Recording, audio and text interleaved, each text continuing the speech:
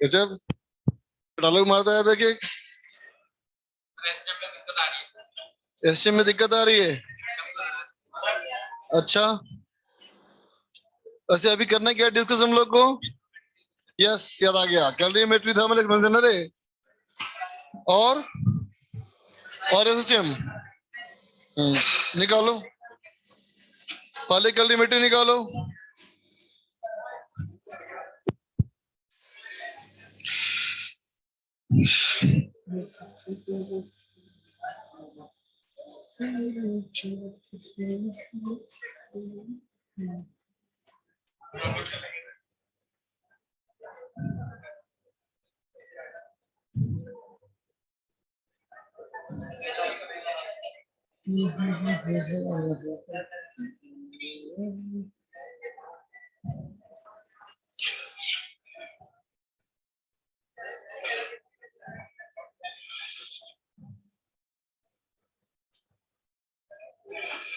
निकालो बेटा एक्सेस 2.1। बोलो रे, 1 से 5 पूछना है कोई? Thermal expansion calorimetry.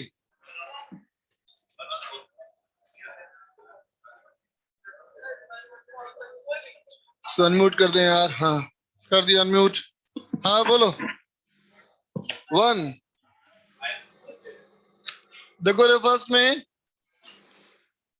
कैलोरीमेट्री में कर रहे हैं हम लोग डिस्कस एक्सरसाइज 2 पार्ट 1। चल देखते बेटा, ऑफ स्पेसिफिक ग्रेविटी 4.5। एक मेटल बॉल है जिसकी स्पेसिफिक ग्रेविटी 4.5 है। इसका मतलब 4.5 टाइम्स डेंसिटी ऑफ वाटर है ना बेटा।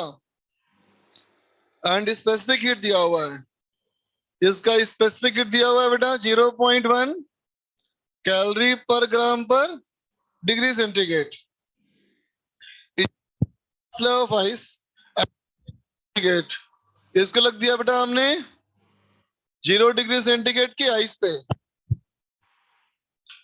When the ball's temperature degree centigrade, then half of the ball sinks in the ice। ठीक है बेटा, आधी बॉल इसमें डूब गई है ना, ये आधी बॉल इसमें डूब गई बेटा। और अब इसका भी टेम्परेचर 0 डिग्री सेंटीग्रेड हो गया। Initial temperature of the ball क्या होना चाहिए? देखते बच्चा, इसका हमें डेंसिटी पूछा है, ठीक है, नहीं टेम्परेचर पूछा है ना। और कहता लैटेंट आइस का मानेगा 80 और density 0.9। Density of ice equal to 0.9।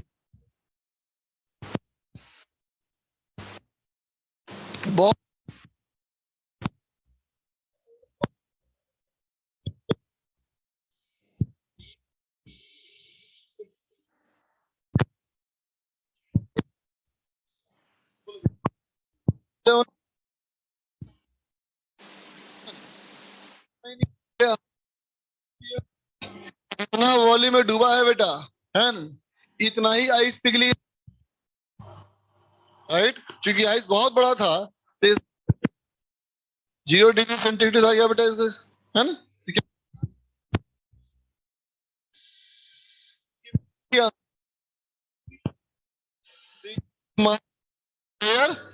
Into specific heat of sphere into T initial minus 0। बोलो बेटा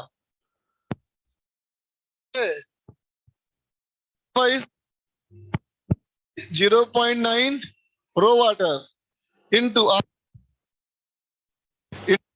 टी इक्वल टू स्फीयर का मास, इसकी density 4.5 rho water into total volume भी specific heat capacity 0.1 into T minus 0।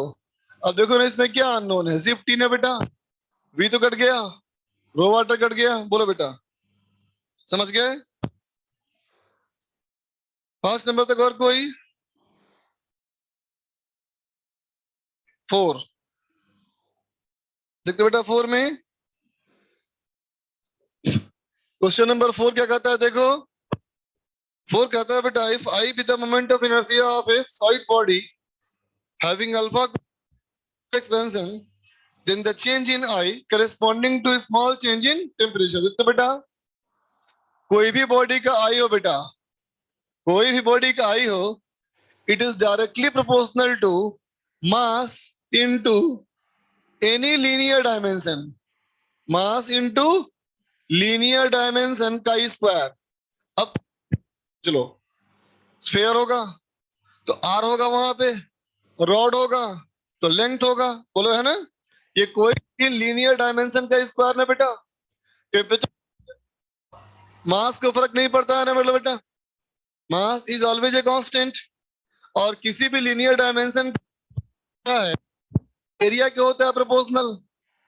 बोलो ठीक है बेटा. इसका मतलब जो एरिया के एक्सपेंशन का कोएफिशिएंट होगा. हाँ भाई.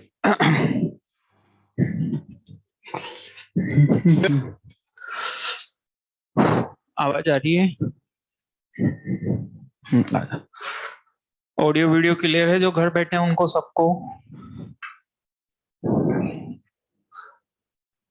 ठीक है चले, तो आ जाओ फिर डिस्कशन में. क्या था?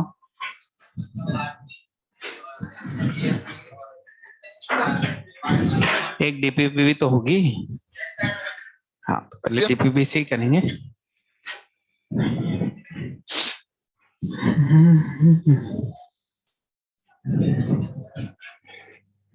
DPP A phase face.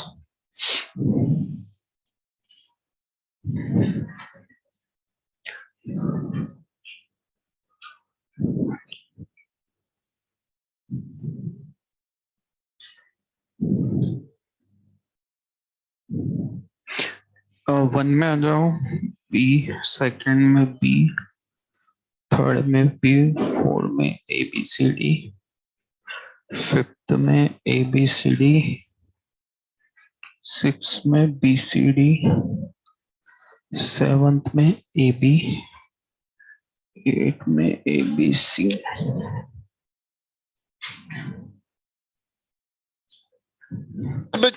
चलो डीपीपी नंबर A2 में आते हैं.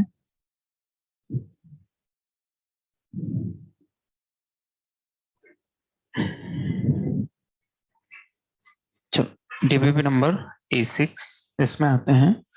Question number 1, 2, 3, 1. अच्छा डीपीपी डिस्कशन कर रहे हैं. एक बच्चा पूछ रहा है क्या डिस्कस. चलो तो डीपीपी डिस्कस कर रहे हैं. क्वेश्चन नंबर 1 एक पूछा जा रहा है. तो 1 के लिए तो तुम ऐसे लिख सकते हो 11th, DPP number B16, question number 2.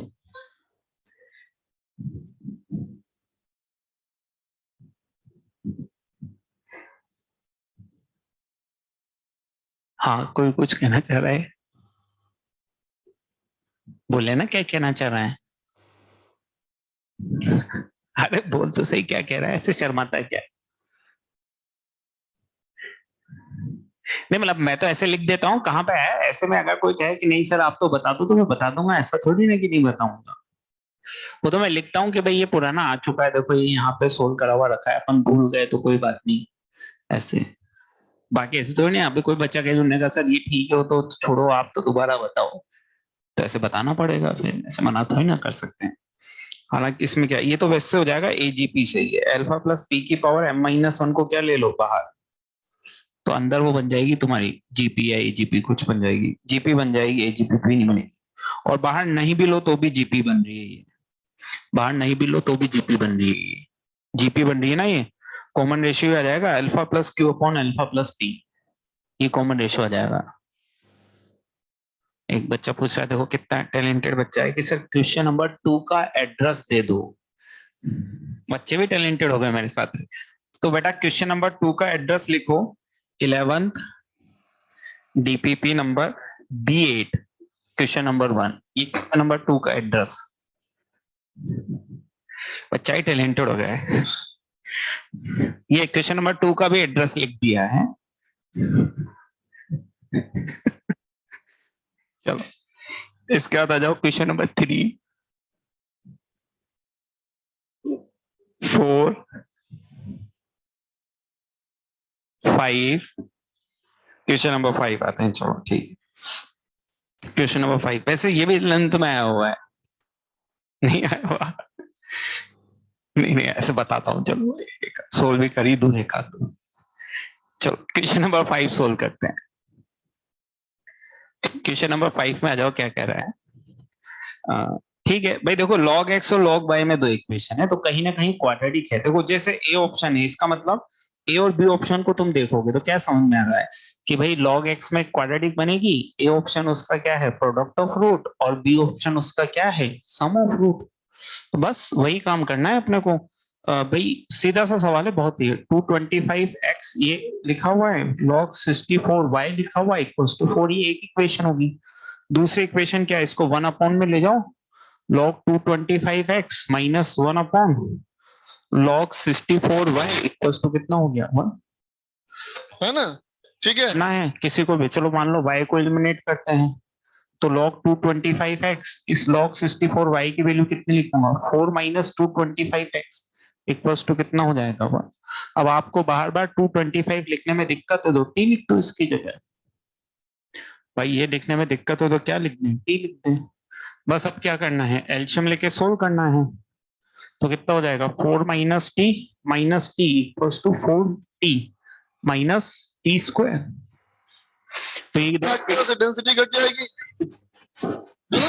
मतलब इसके दो रूट है, कौन कौन से, T1 और T2। T1 का मतलब ये ही हो जाएगा log 225x1, और T2 का मतलब log 225x2, यही तो हो जाएगा। अब सम ऑफ रूट कितना है, 6। तो देखो बी ऑप्शन में 6 आंसर लिखा हुआ है। प्रोडक्ट ऑफ रूट कितना है, 4। ए ऑप्शन में कितना लिखा है, 4। अब सी निकालना है तो y में क्वाड्रेटिक बना लो, तो ये डिफरेंस ऑफ रूट हो जाएगा। समझ में आती है बात, y में क्वाड्रेटिक बनाएंगे तो ये क्या बन जाएगा, डिफरेंस ऑफ रूट बन जाएगा।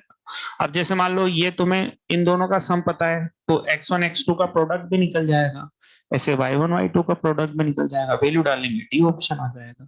ये है क्वेश्चन नंबर 5। समझ में आ गया, है ना? ठीक है, सी ऑप्शन। अरे तो सी ऑप्शन के लिए तो पूछ रहा हूँ बेटा, सी ऑप्शन में ये लिखा हुआ है कि मॉड अल्फा माइनस बीटा कैसे निकालते हैं, अल्फा प्लस बीटा का whole square minus 4 alpha beta. तो log y1 प्लस y2 की वैल्यू डाल देना, y1 y2 वाले की वैल्यू डाल देना, तो mod alpha difference of root आ जाएगा। वो लिखा हुआ है सी ऑप्शन में, ये बता रहा हूँ मैं सी ऑप्शन के लिए, है ना? इसके बाद आ जाओ क्वेश्चन नंबर 6, 7, 8, 9 ऑनलाइन में से एक बच्चा पूछना चाह रहा है। क्वेश्चन नंबर 9 में क्या है, सोल्व करना पड़ेगा ये तो। देखो इसमें क्या था, अगर वो अच्छा स्टैंडर्ड सवाल बनाना चाहता तो वो वाली प्रॉपर्टी, आगे देखो, वो टेन थीटा 60 माइनस थीटा और 60 प्लस थीटा कितना होता है, tan 3 थीटा, याद है? हाँ, तो अगर स्टैंडर्ड सवाल बनाता तो वो बनता तो फिर डायरेक्ट कर सकते थे, लेकिन ये वो नहीं बना तो फिर अब अपने को साइन कॉस में बदलना पड़ेगा। ये कितना हो जाएगा, sine x plus 100 upon cos X plus 100, है ना? और इधर कितना आ जाएगा, तीनों को साइन कॉस में बदल देते, साइन एक्स प्लस 50, दूसरा हो गया साइन एक्स, और साइन एक्स माइनस 50, नीचे cos X plus 50, cos x और कॉस एक्स माइनस 50, ये अपने पास आ गया है। अब क्या करें, अब ये कर सकते हैं कि अभी तो देखो जैसे इधर 3 टर्म आ रही है, तो मैं ऐसा करूं कि इसमें से 2 टर्म इधर ले लूं, ये साइन एक्स यहाँ पे ले लूं इधर नीचे, और ये कॉस एक्स यहाँ पे ले लूं। और ये कहीं ना कहीं वो गया रेशो प्रोपोर्शन का सवाल कि a बाई बी, ये भी छोड़ना है ना? तो इसको अपन वो लिख देते हैं a plus B upon a minus B equals to c plus D upon c minus D. लो, तो जैसे ऊपर इसमें लिखूंगा तो ये बन जाएगा cos b plus cos a sin b, तो ऊपर क्या बन जाएगा, sin a प्लस b।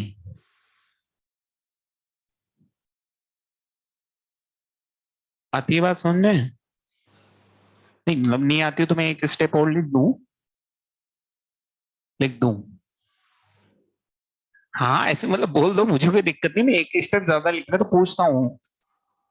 हाँ एक बच्चे ने लिख दिया, अनुज सर नहीं आई। अच्छा, हाँ तो एक स्टेप और लिख देता हूँ, उसमें क्या है भाई, ये तो मैं इसलिए लिखता हूँ कि भाई थोड़ा अपना ऐसे दिमाग डायरेक्ट सोचने लगे, है ना, क्योंकि वो क्या है कि अगर हमें सेलेक्ट होना है तो थोड़ा सा एक्टिव करना पड़ेगा ना दिमाग को। भाई अब वो वाली कहानी नहीं चलती, वो नहीं सुनते थे कि पहले कछुआ और खरगोश वाली कहानी होती थी, है ना, तो कि भाई वो कछुआ धीरे धीरे चलता है तो भी जीत जाता है। अब ऐसा थोड़ी ना होगा, अब ऐसा थोड़ी ना होगा कि कोई तेज बच्चा पेपर करने वाला है तो पेपर वो आधा करेगा, फिर बीच में 15 मिनट झपकी लेगा, फिर उठ के एडवांस का पेपर करेगा। नहीं, अगर वो फास्ट है तो वो कंटिन्यू पेपर करता रहेगा, और अपन स्लो है तो फिर अपन धीरे धीरे कहाँ रह जाएंगे, पीछे रह जाएंगे। तो अब वो तो है ही नहीं, अब कछुआ वछुआ नहीं जीतता, वो तो पुराने जमाने में जीतता था जब एडवांस का पेपर नहीं होता था, है ना। अब तो क्या है कि एडवांस वगैरह के पेपर में कछुआ नहीं खरगोश ही जीतता है। ये यहाँ तक के लिए, अब ये हम CND लगाने हैं तो हमें ऐसे लिखना पड़ेगा। अब क्या है कि अगर इतना ना इतना हर एक क्वेश्चन में लिखेंगे तो फिर एडवांस का पेपर मुश्किल से हो पाएगा, क्योंकि इतना लिख लिख के करोगे तो 15-15 मिनट एक क्वेश्चन में लग जाएंगे। अब 15-15 मिनट एक क्वेश्चन में लगा के 4 क्वेश्चन कर भी लेंगे तो क्वेश्चन करने की खुशी तो मिलेगी, लेकिन वो खुशी ना मिल पाए जो हम चाहते हैं। हालांकि तुम्हारी खुशी के लिए मैंने पूरा लिख दिया है, ये A है ये B है, तो ऊपर क्या लिखा A प्लस बी, नीचे क्या लिखा A माइनस बी, और इधर भी लिखेंगे। अरे बीच बीच में ओपी सर कहां से आ जाते हैं, साइन बस मैं बोलना चुप करता हूं और बस ये बोलना शुरू कर देते हैं। मैं नहीं आऊंगा तब तक भी इनकी आवाज ही आ रही होगी। साइन है कॉस भी, तो ये ऊपर A प्लस बी लिख दिया और नीचे कितना लिख दे A माइनस,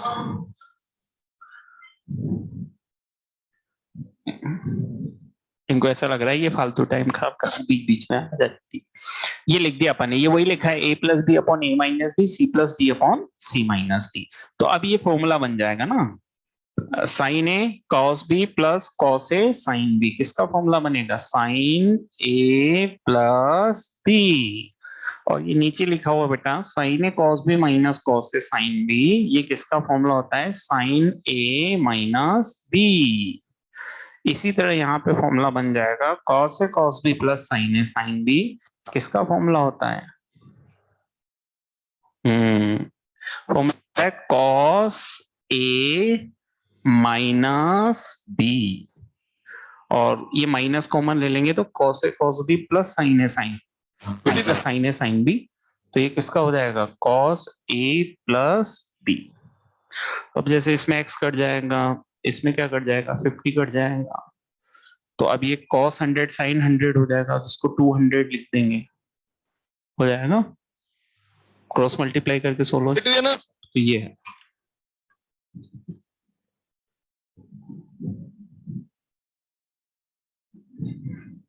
ठीक है, तो ये करना था, तो CND का मतलब यही होता है, ये लगा दिया और सोल्व कर लिया। चलो इसके बाद आते हैं क्वेश्चन नंबर 10।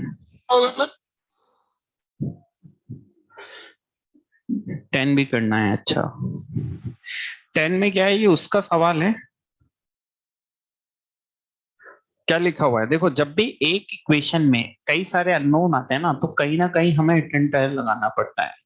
भाई आप सोचो कि सीधे सीधे सोल्व होके तो इतना सारा कुछ आ नहीं सकता, एक्स भी है, वाई भी है, अल्फा भी है, और इक्वेशन तो सिर्फ एक, सोल्व में कहीं ना कहीं हमें थोड़ा सा एक्स्ट्रा एफर्ट्स लगाने पड़ेंगे, क्योंकि नहीं बिना एक्स्ट्रा एफर्ट्स लगाए तो कैसे आएगा, क्योंकि अननोन बहुत सारे हैं, वाई भी है, अल्फा भी है, एक्स भी है। इसने कहा है कि for every X belongs to R. अच्छा, तो मैं इसको ऐसे लिख सकता हूं कि sine Y equals to greater than equal cos X cos alpha minus sine X और 1। तो ये कहीं ना कहीं वो लिखा हुआ है sine A cos B plus मतलब A cos X plus B sine X, याद है A cos X plus B sine X या plus minus B sine X, ये कहां से कहां तक जाता है, माइनस के under root A square plus B square से प्लस के under root A square plus B square, कहां से कहां तक जाता है, माइनस के under root A square plus B square से प्लस के अंडर रूट ए प्लस बी स्क्वायर। तो ये क्वांटिटी इससे हमेशा बड़ी हो, तो ये इससे हमेशा बड़ी कब होगी, जब इसके मैक्सिमम से बड़ी हो, और इसका मैक्सिमम क्या आ जाएगा, ये ए बन गया ये बी बन गया, तो इसका मैक्सिमम क्या आ जाएगा, यार एक मिनट बिल्डिंग इंचार्ज को बुलाना तो इसका जो मैक्सिमम आएगा वो कितना आ जाएगा, ये आ जाएगा कॉस स्क्वायर अल्फा प्लस 1, ये हो गया ना ए और बी, तो ये आ गया। अब ये देखो ये कॉस स्क्वायर अल्फा प्लस 1 है, तो ये तो हमेशा 1 या 1 से बड़ा होगा, होगा ना, तो ये इसका मतलब साइन वाई 1 या 1 से बड़ा हो सकता है क्या, नहीं 1 ही हो सकता है, 1 से बड़ा तो नहीं हो सकता। और अगर ये cos अल्फा 0 के अलावा कुछ हुआ तो ये फॉल्स स्टेटमेंट बन जाएगा। जैसे मान लो हम कह दें कि cos अल्फा हाफ भी हो गया तो ये 1 से बड़ा थोड़ी ना हो सकता है, तो ये पॉसिबल ही केवल कब होगा, पॉसिबल ओनली इफ, कब पॉसिबल होगा, जब ये cos अल्फा कितना हो जाए 0। अब cos अल्फा 0 हो गया तो sin y 1 या 1 से बड़ा होगा, 1 से बड़ा होगा नहीं, एक ही ऑप्शन है कि sin y कितना हो जाएगा 1, और दोनों का सम कितना आ जाएगा 1, तभी तो होगा जब ये कितना हो जाएगा 1, तो बस एक ही इक्वेशन से दो हम निकल जाएंगे, cos अल्फा 0 sin y कितना हो जाएगा 1।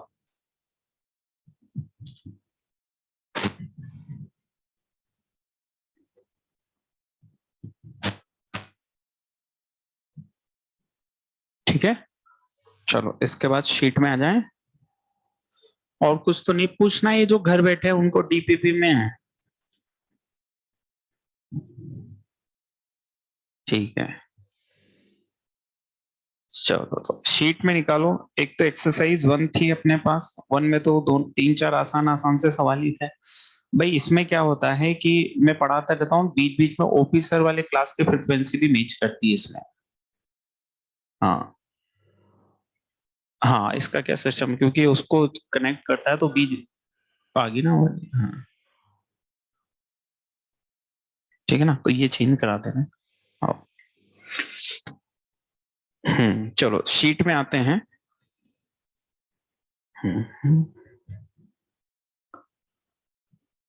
हाँ, एक्सरसाइज 1 पार्ट 3 था अपने पास, 4 आसान से सवाल थे उसमें, A1 A2 A3 और B1। वैसे तो इसमें कुछ भी नहीं पूछना चाहिए, चारों एकदम आसान थे, फिर भी क्योंकि पूछना तुम्हारा हक है और बताना मेरा फर्ज है, पूछ लो।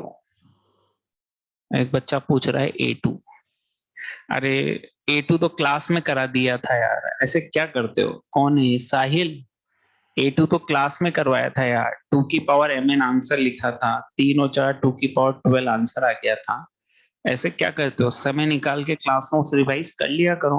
माना तुम लोगों का शेड्यूल बहुत बिजी है, लेकिन फिर भी निकाला करो टाइम, निकालना तो पड़ेगा, अब क्या करें भाई, सिलेक्शन के लिए क्या आना जरूरी है, आसान, लेकिन वो आसान याद तो रखना पड़ेगा।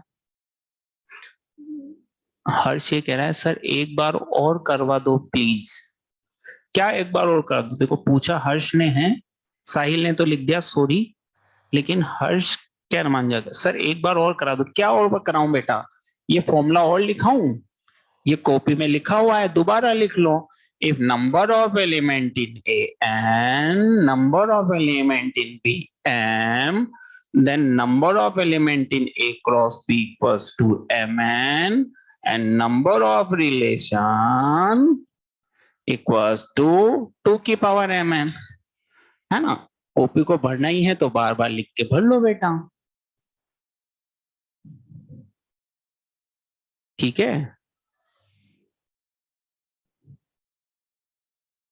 ना, एक और बार फॉर्मूला लिख दिया और नीचे लिख लो हेयर,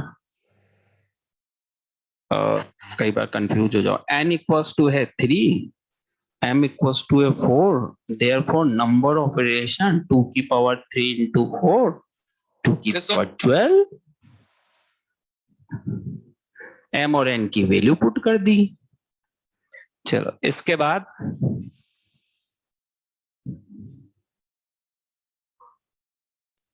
और कुछ A3B1 में,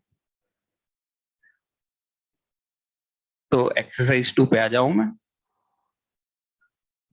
ठीक, एक्सरसाइज 2 पे आ जाता हूं। एक्सरसाइज 2 में 4 सवाल लिए थे। वैसे पूछने लायक तो ये भी नहीं है ना, ईमानदारी की बात की जाए तो पूछने लायक इन चारों में से कोई सा भी नहीं है, लेकिन फिर भी तुम पूछोगे तो मुझे बताना आना पड़ेगा। एक बच्चे ने पूछा क्वेश्चन नंबर 3। चलो क्वेश्चन नंबर 3 में बताता हूँ। एक्चुअली ये सब मैंने पढ़ा दिया है ना बाप, वो क्या है कि पढ़े हुए को दोबारा तो पढ़ना पड़ेगा और याद रखना पड़ेगा, तभी सवाल सोल्व होंगे। 3 में एक जगह तो m+4n लिखा हुआ है और एक जगह m+9n लिखा हुआ है। ये लिखा हुआ है।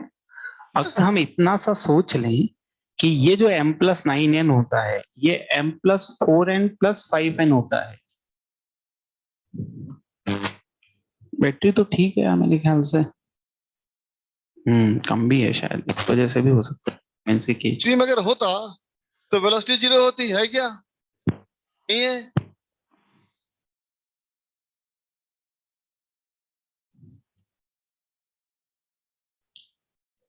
चल तो अगर हम इसको ये लिख दें, तो अगर ये 5 से डिविजल है तो ये भी 5 से डिविजल है भाई, ये तो होगा ही होगा 5 से डिविजल होगा। ये तो 5 से डिविजल है और जिन वैल्यूज के लिए m और n की ये 5 से डिविजल होगा, ये भी 5 से डिविजल होगा। इसका मतलब दोनों सेम आने वाले हैं बिल्कुल। भाई m और n की जिन वैल्यूज के लिए m+4n डिविजल होगा, m+9n भी डिविजल हो जाएगा, क्योंकि ये और ये सेम है। ये तो 5 से डिविजल है ही सही, बस सेम आ जाएगा दोनों का रेंज। इसके बाद एक लिखा गया क्वेश्चन नंबर 2 में क्या है, ये क्लास में कर लिया था अपन ने 2। ये वही वाला है, एक सवाल n×n वाला जो मैंने कराया था, 1/a - 1/d, वही वाला सवाल है बेटा, सेम वही सवाल है। तो उसमें अपन ने प्रूव भी कर लिया था कि ये रिफ्लेक्सिव है, सिमेट्रिक है और ट्रांजिटिव है। बस वही है। और इसने सेकंड ऑप्शन में ये दे रखा है कि ये सिमेट्रिक नहीं है, इसलिए गलत है। फर्स्ट वाला ट्रू है। पढ़ लिया है सब अपन ने सब। बस बाकी तो और कुछ भी मन में रह रहा हो तो पूछ लो ऐसे, फिर बाद में मत कहना मैंने कुछ बताया नहीं। पूछ लो, 2 मिनट और कुछ बता दूंगा मैं, ऐसा नहीं है। ये तो मैं ऐसा इसलिए कहता रहता हूँ कि भाई क्या है कि हम अपने आप को जितना एक्टिव बनाएंगे ना, वो अपने ही काम आने वाला है, मेरे काम नहीं आने वाला है। मुझसे तो 2 ज्यादा पूछोगे कम पूछोगे, उससे मेरी सेहत पे कोई फर्क नहीं पड़ने वाला है। लेकिन अगर हम पढ़ा हुआ याद रख लेंगे तो तुम्हारी सेहत पे बहुत फर्क पड़ने वाला है ना। इसलिए बस जोर देता रहता हूँ। B1 का आंसर क्या है, देखो मोटिवेशन का फर्क तो पड़ता है। B1 का आंसर क्या है, मेरे प्रिंट नहीं हुआ है। B1 कौन सा है, पार्ट 3 का B1। अच्छा, क्या आंसर है, देखो पीछे आंसर नहीं दिया क्या B1 का हमने। 2 है, 2 वाला आंसर है, 2 आंसर है उसका ना। B1 का आंसर 2 है। ये जो सेकंड वाला है वो नंबर ऑफ इक्विवेलेंस रिलेशन। अच्छा, इन 5 में से 2 इक्विवेलेंस रिलेशन है ना, कौन कौन से आ रहे हैं, शायद क्या होता है, सोल्व नहीं किया क्या तुमने, कंफर्म बताओ कौन कौन से आ रहे हैं। वाह शाबाश, देखो इसे कहते हैं टैलेंट।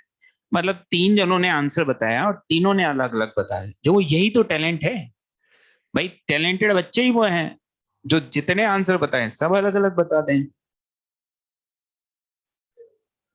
थर्ड और फिफ्थ, अब ये घर पे जो बैठे हैं वो 3 और 4 लिख रहे हैं। हम्म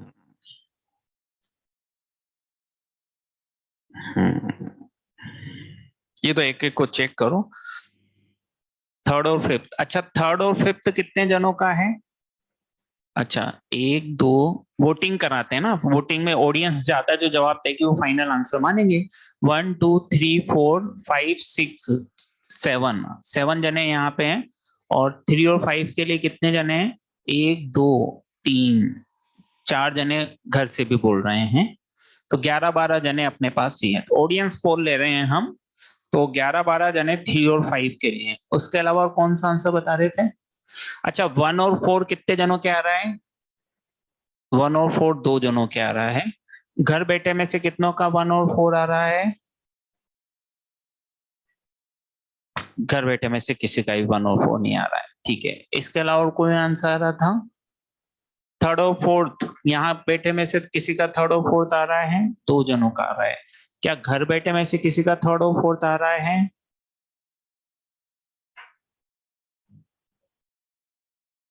नहीं आ रहा है।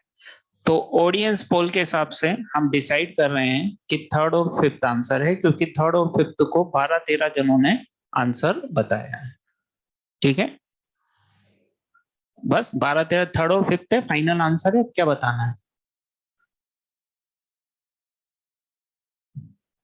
थर्ड और फिफ्थ फाइनल आंसर मान के चलेंगे। 12 13 जनों ने थर्ड और फिफ्थ बताया है। अब इतना पढ़ाने के बाद अगर 12 13 जने थर्ड और फिफ्थ बता रहे हैं, अब उसे भी मैं आंसर नहीं मानूंगा, कैसे काम चलेगा? थर्ड और फिफ्थ तो मानना पड़ेगा फिर आंसर, और क्या है।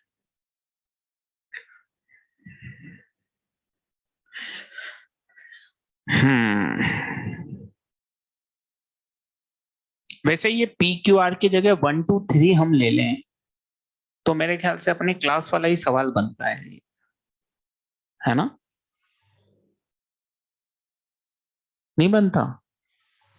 अगर इस पी क्यू आर की जगह 1 2 3 ले लें तो मेरे ख्याल से क्लास वाला ही सवाल बन जाता है, वो जो अपन ने 7 7 8 8 फंक्शन डिफाइन कर करके सिखाया था, पूरा एक लेक्चर लगाया था, याद आ रहा होगा तुम्हें, है ना? तो ये वही बन जाता है। तो पी क्यू आर की जगह, जैसे किसी को पी क्यू आर देखने में तकलीफ हो रही हो ना, तो पी क्यू आर की जगह 1 2 3 लगते हैं,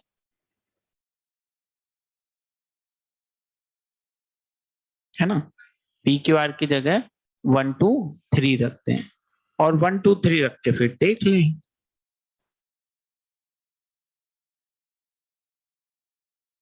सही कह रहा हूं मैं?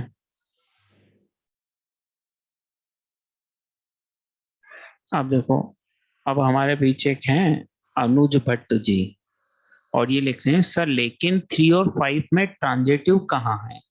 अनुज जी, आपको अनम्यूट करता हूं, और आप कृपा करके हमें एक एग्जाम्पल बता दीजिए 5 में, है ना? जो 5 में एक एग्जाम्पल बताने का आप कष्ट करें, जिससे आपको अनुभव हुआ हो कि ये ट्रांजिटिव नहीं है। आप ऐसा एक एग्जाम्पल बताएं। हाँ, अपने आप को अनम्यूट करें और हमें 5 में एक एग्जाम्पल दे बेटा, जिससे आपको ये अनुभव हुआ कि ये ट्रांजिटिव नहीं है।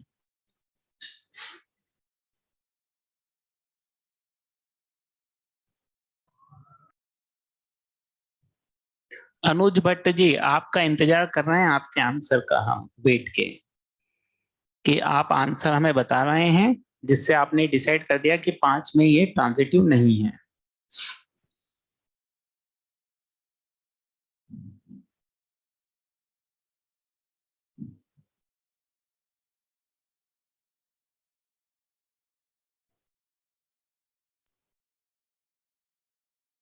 कहाँ हो? अनम्यूट हो पा रहे हो या नहीं हो पा रहे हो? एक आध कोई दूसरा बोलना तो, हाँ हो पा रहे हैं? हो पा रहे हैं। हो पा रहे हैं, ठीक है। तो ये अनुज भट्ट जी पता नहीं कहाँ चले गए हैं। हाँ, ये देखो, अब क्या कर, इससे ज्यादा कुछ नहीं कर सकता ना एक टीचर। हाँ ना तो बोलो।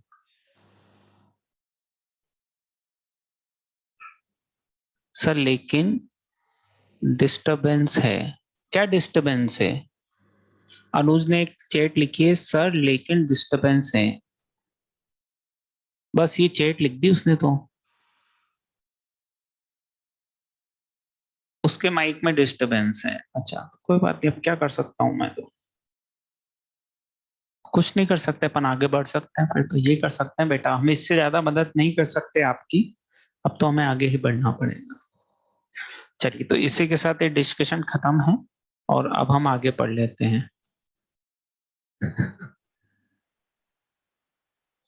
है ना। चलो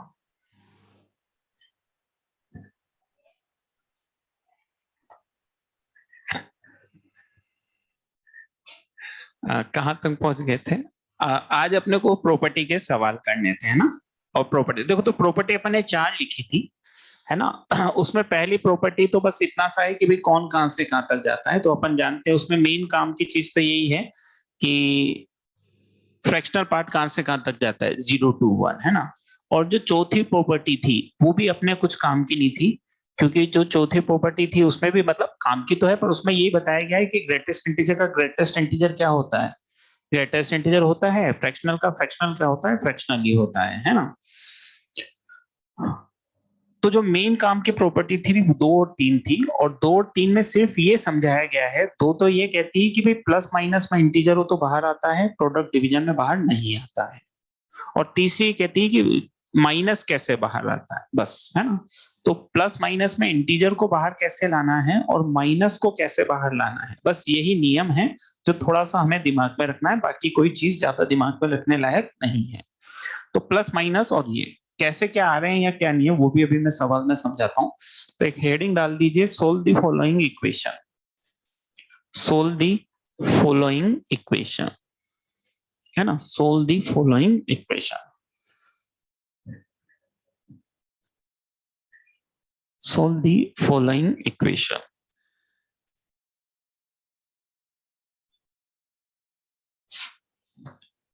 है ना।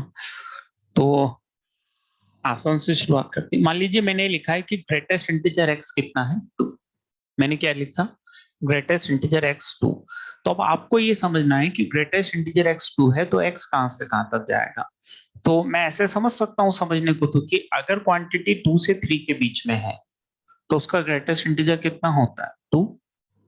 यही तो पढ़ा, अगर क्वांटिटी 2 से 3 के बीच में है तो उसका ग्रेटेस्ट इंटीजर कितना होगा, 2। इसका मतलब अगर ग्रेटेस्ट इंटीजर x 2 है तो x कहां से कहां तक जाएगा, 2 से 3। ग्रेटेस्ट इंटीजर x 2 है तो x कहां से कहां तक जाएगा, 2 से 3। थोड़ा सा और एक स्टेप इस सवाल के आगे जाए। मान लीजिए ऐसा लिखा हुआ है 3x + 4 = 1, 3x + 4 = 1। तो अब इसको मैं जैसे भी करना चाहूं, जैसे मान लीजिए मैं ये, जैसे यहां मैंने समझा कि ये 2 है, तो अगर ये 1 है तो ये क्वांटिटी कहां से कहां तक जा रही होगी, 1 से 2। भाई 1 से 2 के बीच का ही तो कोई इंटीजर होगा, तभी तो उसका इंटीजर कितना होगा, 1। और अगर आप हर बार ऐसे नहीं सोचना चाहते तो आप एक रिजल्ट बना के अपने दिमाग में भी रख सकते हैं कि अगर ग्रेटेस्ट इंटीजर x अल्फा है तो x हमेशा कहां से कहां तक जाता है, अल्फा से अल्फा + 1। रट लें तो भी कोई बुराई नहीं है कि अगर ग्रेटेस्ट इंटीजर x अल्फा है तो x कहां से कहां तक जाएगा, अल्फा से लेके अल्फा + 1। ये वही चीज लिखिए, 1 है तो 1 से 2, 2 है तो 2 से 3, तो डायरेक्ट भी लिख लें। अब बस वही x निकालना है तो -4 कर दें इसमें, तो ये -4 कर देंगे तो कितना हो जाएगा, -2। 3 से डिवाइड कर दें तो -1 से कितना आ जाएगा, -2/3, है ना। अब कोई कहे कि नहीं यार मैं तो इसको ऐसे सोल्व नहीं करना चाहता, मैं तो सर आपने प्रॉपर्टी पढ़ाई है उससे करना चाहता हूँ, तो उससे भी कर लें, कोई उससे फर्क नहीं पड़ेगा। हम कहते हैं कि प्रॉपर्टी कहती है कि 4 बाहर आ जाएगा, इंटीजर है तो बाहर ले लो। क्या मैं इस 3 को बाहर ले सकता हूँ, नहीं, इसको नहीं ले सकते। तो ग्रेटेस्ट इंटीजर 3x कितना आ गया, -3। अब अगर ये -3 है तो ये 3x कहां से कहां तक जाने वाला है, -3 से -2, अल्फा से अल्फा + 1। तो -3 से -3 + 1, तो कितना आ जाएगा, x कहां से कहां तक आ जाएगा, -1 से -2/3। आंसर तो वही आना है, चाहे आप 4 को बाहर लेके करो चाहे 4 को बाहर लेके ना करो। चलो वो चाहे तो इसी चीज को कुछ क्वाड्रेटिक भी बना सकता है। तो ये एक तरह से क्या बन जाएगी, टी में क्वाड्रेटिक बन जाएगी, पहले टी निकलेगा फिर उससे क्या निकल जाएगा, एक्स निकलेगा। दोनों लिखो, तीसरा करो, कोई डाउट हो तो पूछ। एकदम आसान से अपन शुरुआत कर रहे हैं कि सीधा सीधा लिखा हो तो क्या मीनिंग निकालना है।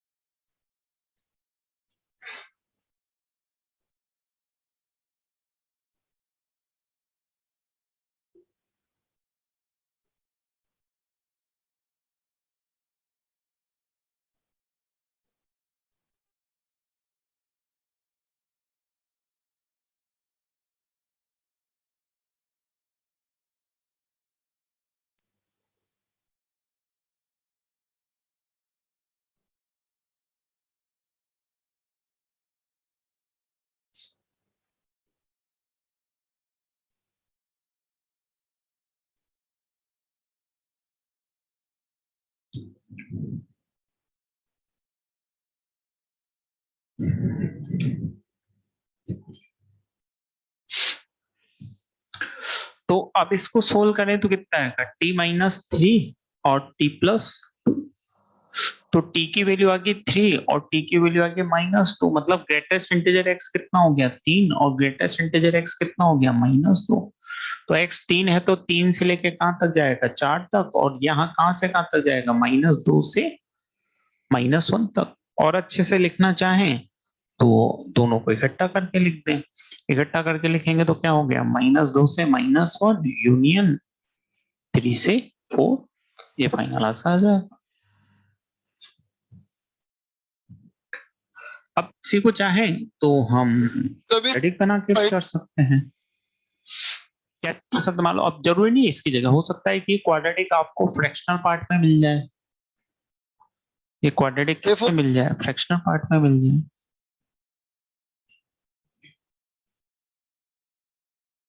अब फ्रैक्शनल पार्ट में मिल जाएगी तो क्या हो जाएगा, वही t² + t = 0, तो ये t+1 हो गया 0, तो t की वैल्यू क्या आ गई 0 आ गई और -1 आ गई।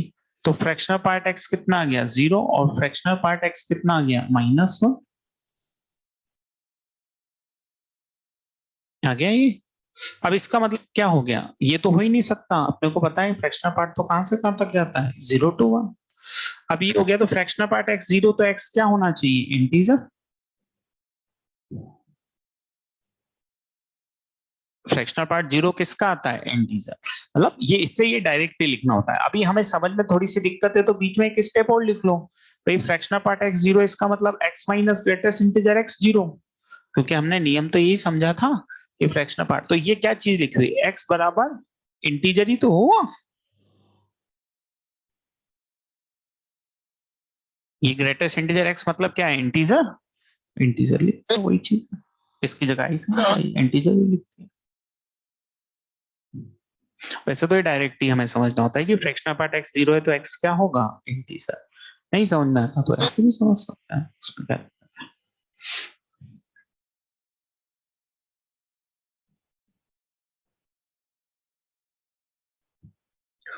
थोड़ा 6 की कैलकुलेशन को टफ करना चाहे तो ये ले लें, 6 फ्रैक्शनल पार्ट आई के ब्रैकेट में कर लो इसको।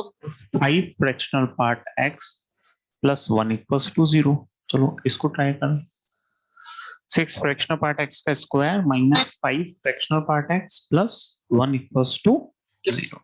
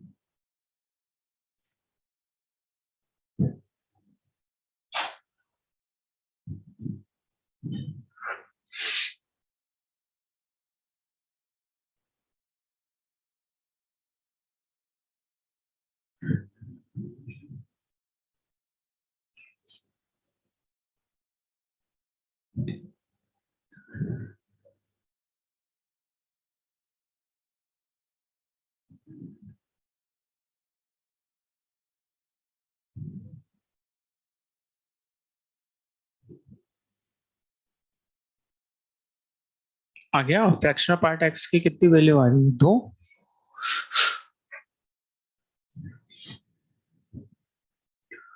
तो अब अगर आप मान लीजिए इसको सोल्व कर रहे हैं तो फिर भाई टी समझ के सोल्व कर लें, एफ समझ खुद भी समझ के सोल्व कर लें। तो टी समझ के सोल्व करें तो कितना हो जाएगा, दो फैक्टर हो रहे हैं इसके 3t-1 और 2t-1। तो t की वैल्यू आ गई 1/2 और 1/3। इसका मतलब ये फ्रैक्शनल पार्ट x तुम्हारा कितना आ गया 1/2 और 1/3।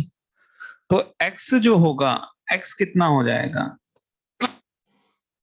x कितना हो जाएगा, x को मैं ऐसे लिख दूं i + 1/2 और i + 1/3। बोलो ऐसे लिख दूं क्या?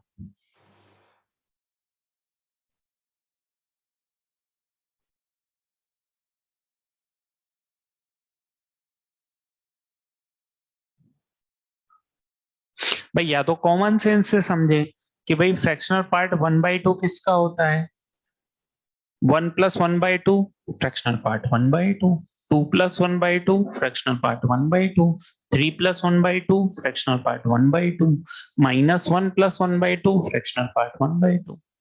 या तो ऐसे सोच लें, और ऐसे ना सोचें तो फिर कैसे सोचें, वही जैसे अभी मैंने इधर किया। ये फ्रैक्शनल पार्ट मतलब x minus greatest integer x बराबर 1/2 1/3।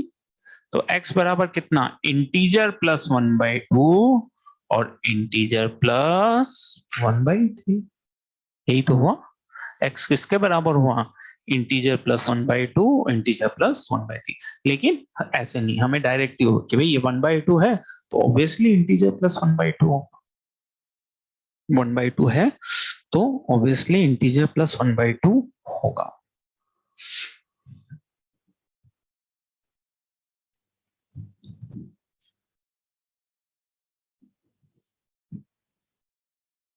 सर प्लीज एक बार वो फोर्थ क्वेश्चन में -1 कैंसिल क्यों हुआ बता सकते हैं? फोर्थ क्वेश्चन में -1 कैंसिल इसलिए होगा क्योंकि कल हमने एक नियम बना लिया था कि फ्रैक्शनल पार्ट जो होता है वो 0 to 1 ही जाता है। और उसके पहले भी हमने देखा था ना कि फ्रैक्शनल पार्ट क्या चीज होती है, इंटीजर प्लस फ्रैक्शनल। तो फ्रैक्शनल तो 0 से 1 के बीच ही होगा ना, तभी तो फ्रैक्शनल है वो, नेगेटिव थोड़ी ना होता है फ्रैक्शनल। फ्रैक्शनल तो क्या होता है, फ्रैक्शनल का मतलब ही है ना 0 से 1 के बीच का 0.2 0.3 0.5, यही तो होता है फ्रैक्शनल। वो से भी 0 से 1 ही जाएगा। चलो क्लियर है यहाँ तक, 6 तक का हटा दो सब बोर्ड पे से, 5 तक का है ना। चलो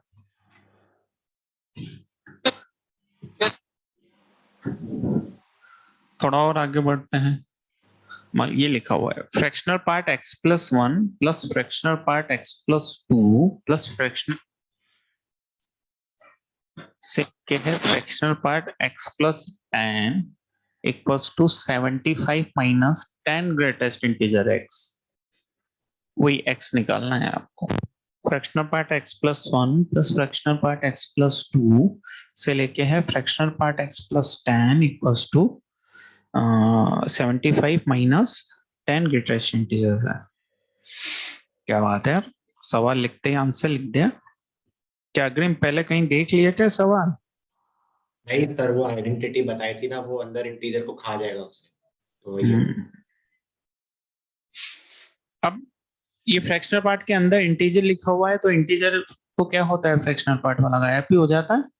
अब ये सारे क्या लिखे हुए हैं, एक तरह से फ्रैक्शनल पार्ट एक्स से लिखे हुए हैं, सारे क्या लिखे हुए हैं, फ्रैक्शनल पार्ट एक्स से लिखे हुए हैं। टोटल कितनी बार लिखा हुआ है, 10 बार ही लिखा हुआ है। तो 10 वो ले लिया, ये फ्रैक्शनल पार्ट एक्स और ये इधर आके ग्रेटेस्ट इंटीजर एक्स। और अपन जानते हैं कि ये दोनों कितना होता है, एक्स होता है। तो आंसर कितना आ जाएगा 7.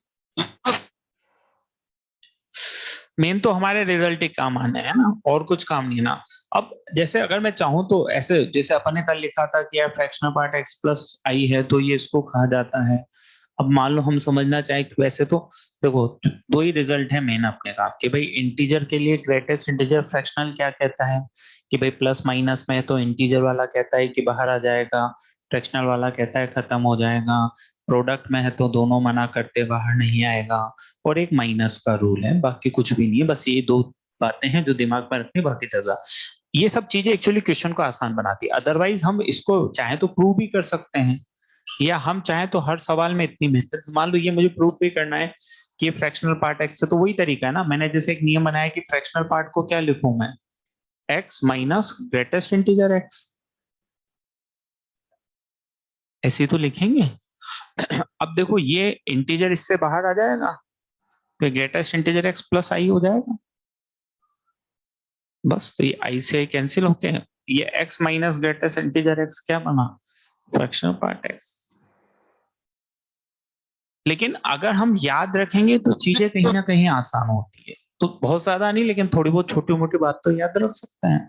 तो वो याद रखेंगे कि भाई फ्रैक्शनल इंटीजर को कहा जाता है, तो वो प्रॉपर्टी इसलिए कि भाई हमें बार बार इतनी मेहनत ना करनी पड़े, तो हम एक दिमाग में रख लें कि भाई फ्रैक्शनल है और उसके अंदर कोई प्लस माइनस में इंटीजर है, भाई प्रोडक्ट डिवीजन में तो कुछ नहीं हो सकता, हाँ लेकिन प्लस माइनस में इंटीजर है तो हम उसको हटा सकते हैं, या ग्रेटेस्ट इंटीजर में है तो उसको हम बाहर ला सकते हैं।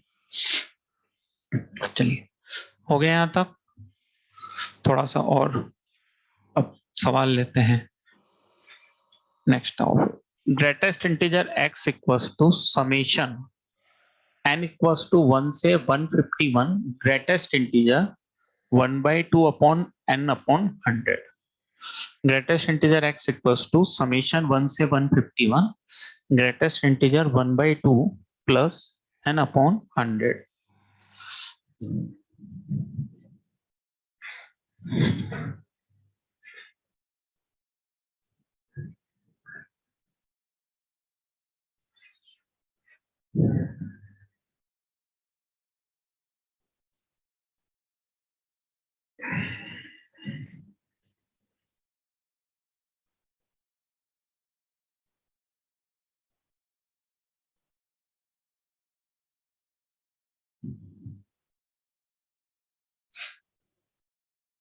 अब देखो कुछ लोग तो समेशन देखते ही एकदम से खुश हो जाते हैं, है ना, मुस्कुराहट सी आ जाती है। उन्होंने कहा अच्छा ठीक है, समेशन मतलब रिलैक्स हो जाओ। देखो वो मैं ऐसे इसलिए कह रहा हूँ क्योंकि समेशन देखते कुछ लोगों ने सोल्व करना ही बंद कर दिया, उन्होंने कहा ठीक है कोई मतलब नहीं है, क्यों परेशान होना।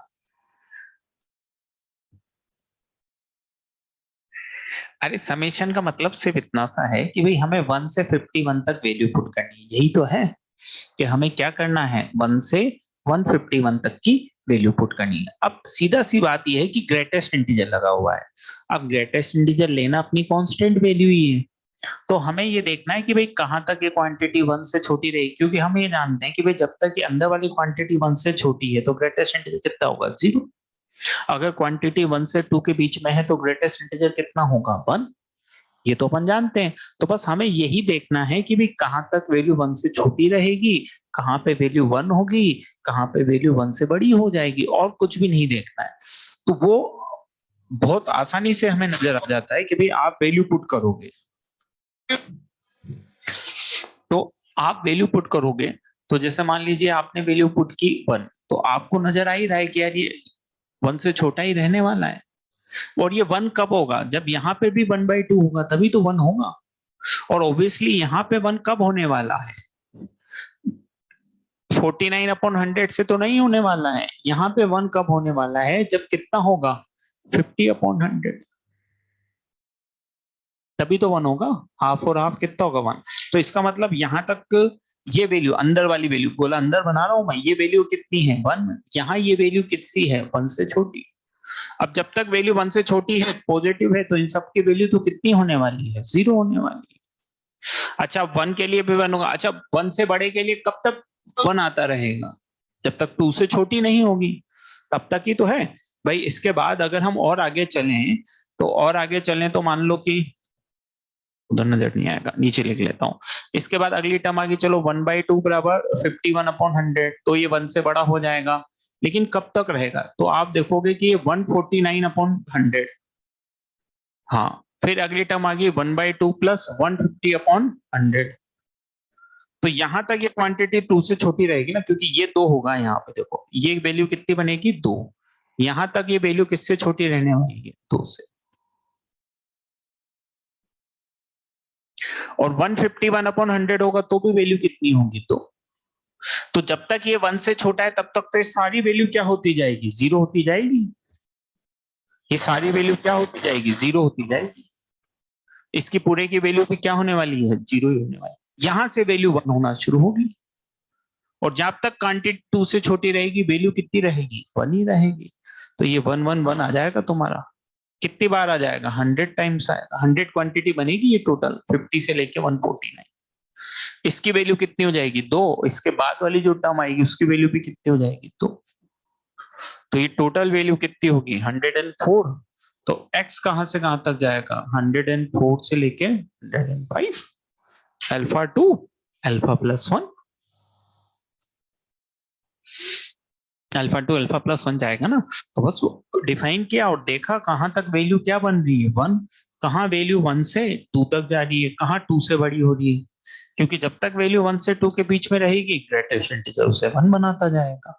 जैसे ही वैल्यू 1 से छोटी होगी ग्रेटेस्ट इंटीजर उसे क्या बना देगा? 0 बना देगा।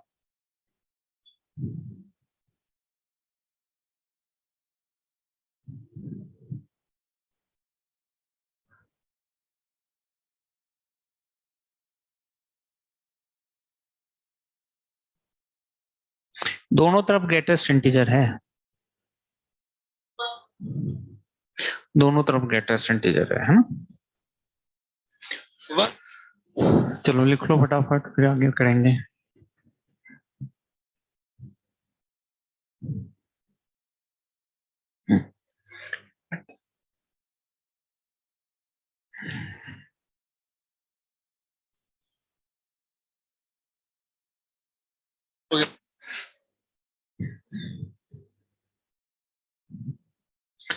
चलो जो जनरली सवाल पूछे जाते हैं वो इस तरह के इक्वेशन वाले पूछे जाते हैं कि वो एक इक्वेशन दे देता है जिसमें x भी नजर आ रहा है, ग्रेटेस्ट इंटीजर x भी नजर आ रहा है, और फ्रैक्शनल पार्ट x भी नजर आ रहा है, और कहीं ना कहीं हमें सोल्व करना होता है।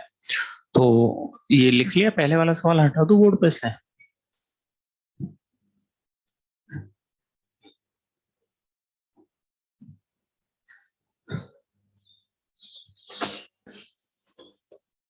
अब चलो ध्यान से समझे इस बात को। तो आप क्या करो, देखो आप थोड़ी सी कैलकुलेशन करनी पड़ेगी। तो हम बार बार इसकी जगह क्या लिख लेंगे? i, इसकी जगह क्या लिख लेंगे? f, और इसकी जगह क्या लिख लेंगे? i plus f। ठीक है, ताकि हमें बार बार ग्रेटेस्ट इंटीजर फ्रैक्शनल पार्ट भी ना लिखना पड़े। तो इसकी जगह क्या लिख लें? i, इसकी जगह क्या लिख लें? f, और इस x की जगह दिस प्लस दिस, यानी कि i प्लस f। अब हमें इस तरह के सवालों में क्या करना है? हमें कहीं ना कहीं फ्रैक्शनल पार्ट को किसके टर्म्स में लाना है? Greatest integer. क्या मैं बोल रहा हूं कि हमें कहीं ना कहीं क्या करना है? फ्रैक्शनल पार्ट को किसके टर्म्स में लाना है? Greatest integer. यही हमारा मेन काम रहेगा। तो जैसे मैं यहाँ पे सोल्व करने की कोशिश करूँ, 5i 8f इक्वल्स टू 4, तो f इक्वल्स टू आगे बेटा 4 minus 5i upon 8। Fractional part को किसके टर्म्स में लाऊंगा? Greatest integer. फ्रैक्शनल पार्ट को किसके टर्म्स में लाऊंगा? Greatest integer. ऐसा क्यों करूंगा? क्योंकि कहीं ना कहीं किसकी वैल्यू जानता हूं? फ्रैक्शनल पार्ट की। कहीं ना कहीं मैं किसकी वैल्यू जानता हूं? फ्रैक्शनल पार्ट की। अब इसके बाद इस सवाल को सोल्व करने के 2 तरीके हो सकते हैं, है ना, लेकिन मुझे तो ज्यादा यही ठीक लगता है सेकंड वाला, कि जैसे ही आप, मेन काम तो यही है कि फ्रैक्शनल पार्ट को किसके टर्म्स में लिया हो? Greatest integer. अब इसके बाद क्या करना है? आपको i की वैल्यू पुट करनी है, और वैल्यू वो पुट करनी है कि ये किसके बीच में रहे? 0 to 1। वो आपको अपने आप आइडिया लग जाएगा। जैसे मान लीजिए i की वैल्यू ले ली मैंने 0, तो i की वैल्यू 0 डालूंगा तो f कितना आएगा? 1/2। करेक्ट है, आ सकता है। i की वैल्यू आपने ले ली 1, तो f कितना आएगा? -1/8 आएगा। 4 माइनस 5 अपॉन 8 -1/8 नहीं हो सकती। तो आपको पता है इधर आगे जाने की जरूरत ही नहीं है, भाई जब 1 पे नहीं आए तो 2 पे तो और नेगेटिव आएगा, 3 पे और नेगेटिव आएगा, जाने की जरूरत ही नहीं है ना। वो यहीं से पता लगे, मतलब लिखने की भी जरूरत नहीं पड़ेगी, आप यही देख लो कि अच्छा भाई 0 फिर 1 2 पे तो नहीं आ रही, छोड़ो। मान लीजिए -1 पे डालना चाहूं तो f कितना बनेगा, 13/8 बनेगा, नहीं आ सकता, ये तो 1 से बड़ा हो गया, है ना। तो आप वैल्यू ऑब्जर्व करके डाल दीजिए, कोई उसमें बहुत ज्यादा टाइम नहीं लगेगा। तो i आ गया, f आ गया, तो x कितना होता है i प्लस f, तो 0 प्लस हाफ, तो कहीं ना कहीं आंसर आ गया, x की वैल्यू कितनी, हाफ। तो वो बहुत आसानी से आपको पता लग जाएगा कि भाई जैसे 0 डाला आ रहा है, इधर डाल ही नहीं सकते, उधर डाल ही सकते हो, अपने आप पता, वो यहाँ भी लिखने की जरूरत नहीं, आप यहीं से ऑब्जर्व कर सकते हो कि भाई क्या वैल्यू डालेंगे जिससे वो आ जाएगा। अगर ऐसे नहीं करना चाहें तो दूसरा तरीका भी है कि चूंकि मैं जानता हूं f 0 to 1 है, तो आप इस इनइक्वालिटी को सोल्व करें कि भाई इसको 0 to 1 कर लूं और क्या। अब इसको पहले 8 से मल्टीप्लाई कर दूं, -4 कर दूं और माइनस से मल्टीप्लाई कर दूं, तो साइन ऑफ इनइक्वालिटी क्या हो जाएगा, चेंज, तो ये -4 हो गया। 5 से डिवाइड कर दूं तो 4/5 और -4/5। अब ये लिखा हुआ है कि कोई इंटीजर है जो -4/5 से +4/5 के बीच में, तो ऐसा कौन सा इंटीजर आता है, 0 ही तो आता है। -4/5 से +4/5 के बीच में कौन सा इंटीजर आता है, 0। तो आप लिख सकते हैं i बराबर 0। ये डिसाइड हो गया कि भाई i क्या है, 0, और i 0 है तो f क्या होगा, हाँ।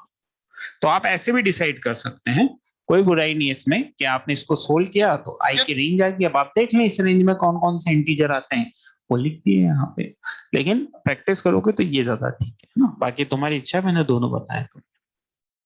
सर हाँ सर मैंने थोड़ा अलग तरीके से किया था, मेरा x = 1 आ रहा है। नहीं बेटा, किसी भी तरीके से करो 1 नहीं आएगा, तुमने कोई ऐसा बात कर दिया है जो नहीं करना चाहिए। ओके कुछ नया साइंटिस्ट हो गया, अब तुम चाहो तो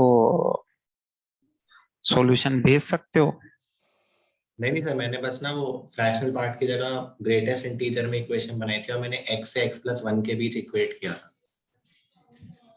इक्वेट तो तब कर सकते हैं जब फ्रैक्शनल को दूसरी तरफ इंटीजर हो, बाकी ऐसे इक्वेट नहीं कर सकते ना, एक तरफ भी x है दूसरी तरफ भी x है, तो इक्वेट नहीं कर सकते ना। Yes sir, okay sir. Variable से वेरिएबल कैसे इक्वेट करेंगे, यस सर, यस। ये तो हम इसलिए इक्वेट कर पा रहे हैं क्योंकि यहाँ इंटीजर लिखा हुआ है, ये फ्रैक्शनल है और मैं जानता हूँ ये 0 से 1 होगा, उससे बाहर नहीं जा सकता, इसलिए मैं केस कंसिडरेशन कर रहा हूँ। Okay sir.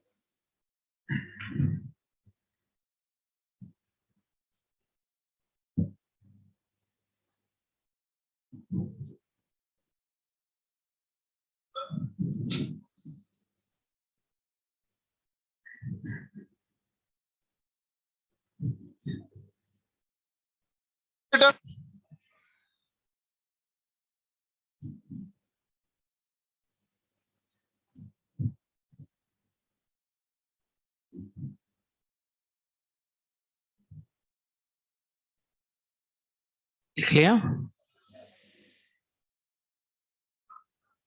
ऊपर के 2-3 लाइनें हटा देता हूँ, नया सवाल लिख लेता हूँ। एक और सवाल इस तरह करेंगे ताकि थोड़ा प्रैक्टिस हो जाए। एक सवाल लिखते हैं, find value of x if, find value of x if first part fractional part x, greatest integer x and x are in AP. Second part fractional part x, greatest integer x are in GP.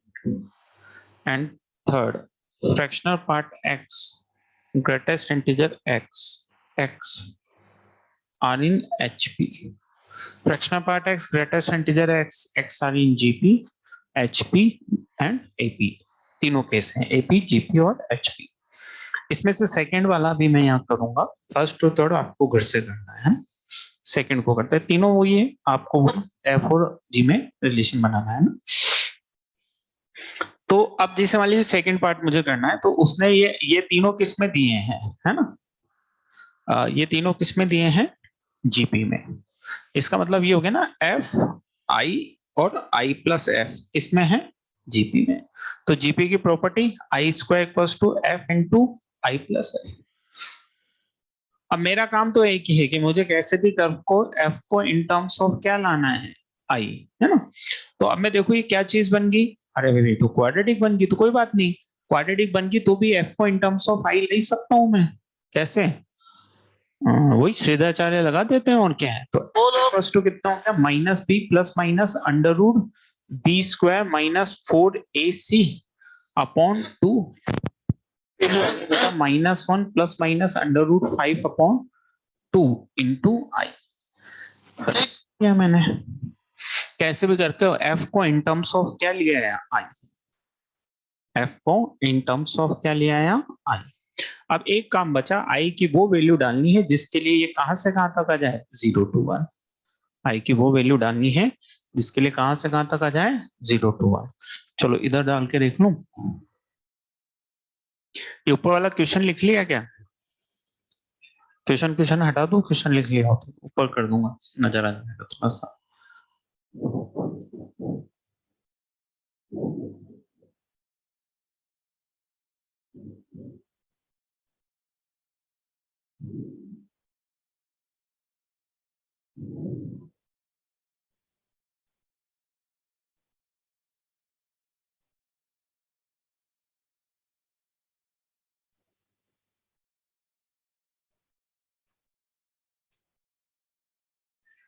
एक बच्चा लिख रहा है, sir मेरे अंतर मन में OP sir इतने भाग गए हैं कि अब मुझे हर लेक्चर के बीच में उनकी आवाज सुनाई देती है।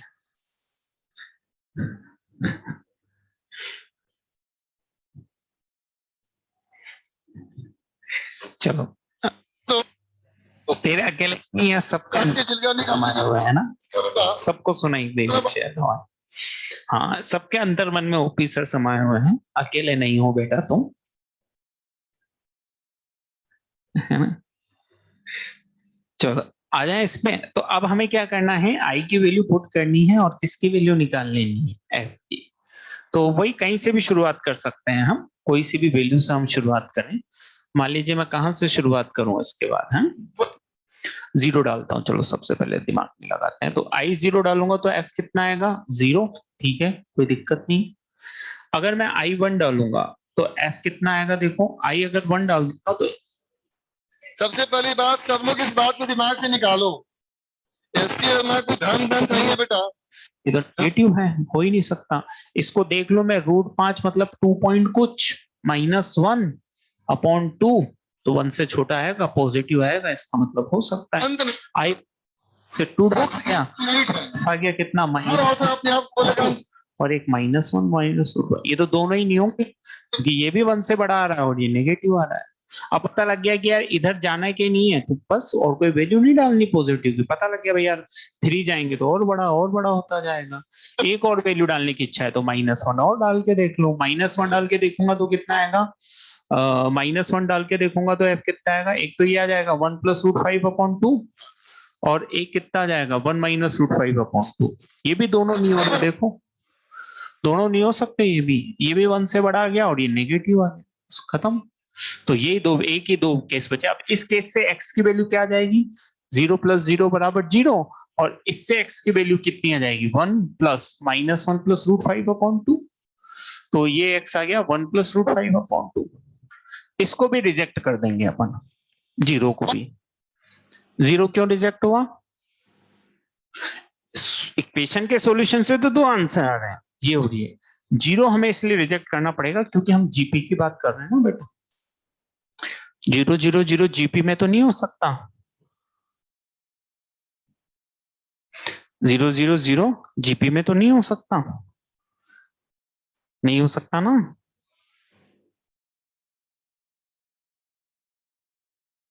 अरे हाँ ना में तो कुछ बोलो। एपी में हो सकता है? 000 एपी में होता है? एपी में होता है, यस सर। जीपी में नहीं हो सकता। तो जीपी है, इसलिए हमें जीरो वाले आंसर को भी क्या करना पड़ेगा, रिजेक्ट करना पड़ेगा।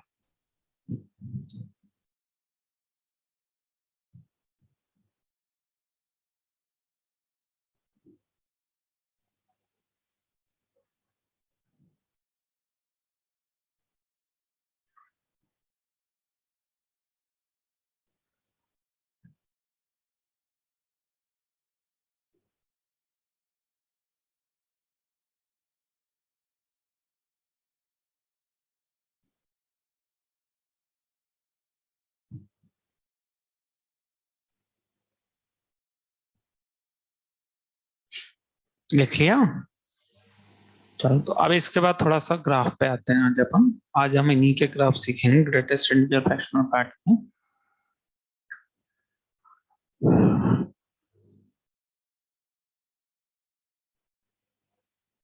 हटा दूं बोर्ड पे से सब जो लिखा है? रुको एक मिनट। यस हम्म,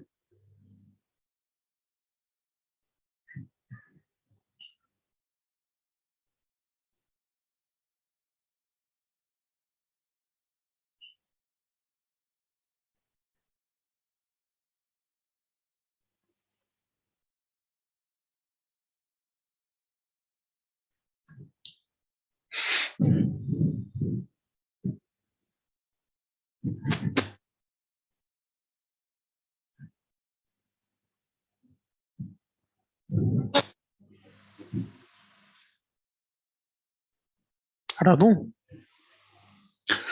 अब देखो, हम ग्राफ है, देखो ग्राफ वैसे तो कई सारे तरीकों से बना सकते हैं, लेकिन हम एक शिफ्टिंग से इसको कहीं ना कहीं सीख रहे हैं। पहले तुम्हें इसी को ध्यान से समझना है जो मैं सिखा रहा हूँ। वैसे तो हम इसको डिफाइन करके भी बना सकते थे, लेकिन हम इसको डिफाइन करके नहीं बना रहे हैं। कारण क्या है वो भी मैं बताऊंगा। भाई जैसे मुझे y बराबर जिसका भी ग्राफ बनाना हो, चाहे इंटीजर के अंदर है चाहे फ्रैक्शनल के अंदर है, तो ग्राफ कैसे बनाना है कि जैसे मान लीजिए ग्रेटेस्ट इंटीजर x का बनाना है, तो आप एक y बराबर अंदर जो फंक्शन है उसके लिए एक y बराबर, जैसे अंदर x फंक्शन है तो y बराबर x वाली लाइन बना लो। बना ली? y बराबर x वाली लाइन बना लो। अब आपको क्या करना है समझिए, कि आप जैसे इंटीजर है ना 1 2 3, y एक्सिस पे जो इंटीजर है, यहाँ पे हॉरिजेंटल लाइनें बना लो। जैसे एक लाइन 3 पे बना ली, एक लाइन 2 पे बना ली, है ना। एक लाइन कहाँ बना ली, 1 पे बना ली, ठीक है, 0 पे बना ली।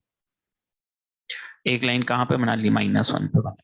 क्या मैंने बोला कि जहां पे हॉरिजेंटल लाइनें हैं वहां हॉरिजेंटल बना लो, 1 2 3 0 पे। हॉरिजेंटल लाइनें कर्व को जहां पे कट करिए, जैसे ही यहाँ पे कट करेगी तो एक वर्टिकल लाइन यहाँ बना लो। फिर ये हॉरिजेंटल लाइन कर्व को यहाँ पे कट करेगी तो ये वर्टिकल लाइन बना लो। ये हॉरिजेंटल लाइन कर्व को यहाँ पे कट करेगी तो यहाँ वर्टिकल लाइन बना लो। ये यहाँ पे कट करी तो ये वर्टिकल लाइन बना लो। ये यहाँ पे कट करी तो एक वर्टिकल लाइन बना लो, ठीक है।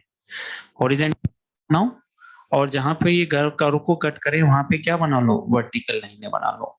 वहां पे क्या बना लो, वर्टिकल लाइनें बना लो। तो कहीं ना कहीं तुम्हें बॉक्स नजर आने लग जाएंगे। अब तुम्हें कुछ करना नहीं है बहुत ज्यादा। देखो, अगर क्वांटिटी 0 से 1 है तो ग्रेटेस्ट इंटीजर इसको कितना बनाएगा, 0। ये क्वांटिटी मतलब ग्राफ ही तो है। कोई क्वांटिटी 0 to 1 जा रही है तो ग्रेटेस्ट इंटीजर उसको कितना बनाएगा, 0। ये देखो मैंने ब्लैक कलर से क्या बनाया, 0। अगर क्वांटिटी 1 से 2 जा रही है तो ग्रेटेस्ट इंटीजर उसको कितना बनाएगा, 1। तो ये क्या बना दिया इसने, ग्रेटेस्ट इंटीजर ने 1। अगर क्वांटिटी 2 से 3 जा रही है तो 2, बिल्कुल 2। अगर क्वांटिटी -1 से 0 जा रही है तो -1। बस ये बन गया ग्राफ। ये ऐसे हम इसलिए सीख रहे हैं। ये जो ब्लैक कलर वाला तुम्हें ग्राफ दिख रहा है, ये किसका है, ग्रेटेस्ट इंटीजर एक्स का। ये ऐसे हम इसलिए सीख रहे हैं क्योंकि आज मैं तुम्हें होमवर्क में इसका ग्राफ देख के जाऊंगा। अब इसका ग्राफ बनाना होगा तो भी तुम क्या करोगे, e की पावर x का ग्राफ बनाओगे। हम ऐसे क्यों सीख रहे हैं उसका कारण बता रहा हूँ कि आज मैं होमवर्क में e⁻x का दे के जाऊंगा, कल फिर मैं ग्रेटेस्ट इंटीजर sin x का सिखाऊंगा और होमवर्क में ग्रेटेस्ट इंटीजर x² का दे के जाऊंगा, लेकिन हम सब में मेथड ही रखेंगे, चेंज नहीं करेंगे। इसलिए हम इस शिफ्टिंग से समझ रहे हैं इसको, ताकि हम अंदर कोई सा भी फंक्शन हो इसका ग्राफ बना सके, है ना। तो हमें क्या करना है, हॉरिजेंटल अंदर वाले कर्व का ग्राफ बना लेना है, हॉरिजेंटल लाइनें बनानी है, हॉरिजेंटल लाइनें कर्व को जहां पे कट करेगी वहां पे वर्टिकल लाइनें बनानी है, बॉक्सेस अपने आप नजर आएंगे और ये ग्राफ बन जाएगा। इस फंक्शन को, ग्रेटेस्ट इंटीजर फंक्शन को भी कहते हैं। ग्रेटेस्ट इंटीजर फंक्शन को हम क्या कहते हैं, स्टेप फंक्शन। क्यों, वो कारण तुम्हें ग्राफ देख के समझ में आ गया होगा, क्योंकि इसके ग्राफ में कहीं ना कहीं क्या बनती है, स्टेप 1 2 3 4 5, इसलिए इसको क्या कहते हैं, स्टेप फंक्शन भी कहते हैं। चाहते तो देखो, ध्यान से समझो मेरी बात को, तुम चाहते तो इसको, जैसे मैंने तो ऐसे शिफ्टिंग से बताया, तुम चाहते तो इसको ऐसे डिफाइन करके भी बना सकते थे कि भाई 0 से 1 है, अगर x 0 से 1 है तो ग्रेटेस्ट इंटीजर x कितना होगा, 0। अगर x 1 से 2 है तो कितना होगा, 1। फिर 2 से 3 है तो कितना होगा, 2। या -1 से 0 है तो कितना होगा, -1। फिर तुम कहते हैं कि 0 से 1 में कौन सी लाइन बनाई, 0 वाली। ऐसे नहीं बनाते जैसे लाइन सेगमेंट बनाते हैं ना। फिर 1 से 2 में कौन सी लाइन बनाई, 1 वाली 2 वाली। तो ऐसे डिफाइन करके बना सकते थे, लेकिन अपन ने एक टेक्निक से सीखा। टेक्निक से क्यों सीखा, ताकि जब ये आए या कोई और फंक्शन आए तो भी हमें ज्यादा परेशान ना होना पड़े, है ना। तो ये अपने सीखा, है ना, डिफाइन करके भी बना सकते। मेरी बात समझ में आ रही है, मैं क्या कहना चाह रहा हूँ कि भाई बनाते थे कि भाई इस इंटरवल में कौन सी लाइन 0 वाली, इस इंटरवल में कौन सी लाइन 1 वाली, इस इंटरवल में कौन सी लाइन 2 वाली। वैसे भी बना सकते थे, लेकिन ऐसे सीखें ताकि हम जब थोड़ा टिपिकल ग्राफ बनाएंगे तो आसानी रहेगी, है ना। अब एक बार फ्रैक्शनल पार्ट का भी देख लो, फिर तुम लिख लेना, मैं रुकूंगा। अब मान लो फ्रैक्शनल का भी बनाना है तो भी आपको मेहनत करने की जरूरत नहीं है। वही अंदर वाले का बनाया, किसका बनाया, अंदर वाली लाइन का बनाया, है ना। फिर वही हॉरिजेंटल लाइनें बनाऊंगा, ये 1 वाली हॉरिजेंटल लाइन, ये 2 वाली हॉरिजेंटल लाइन, ये 3 वाली हॉरिजेंटल लाइन, ये 0 वाली हॉरिजेंटल लाइन, ये 1 वाली हॉरिजेंटल लाइन।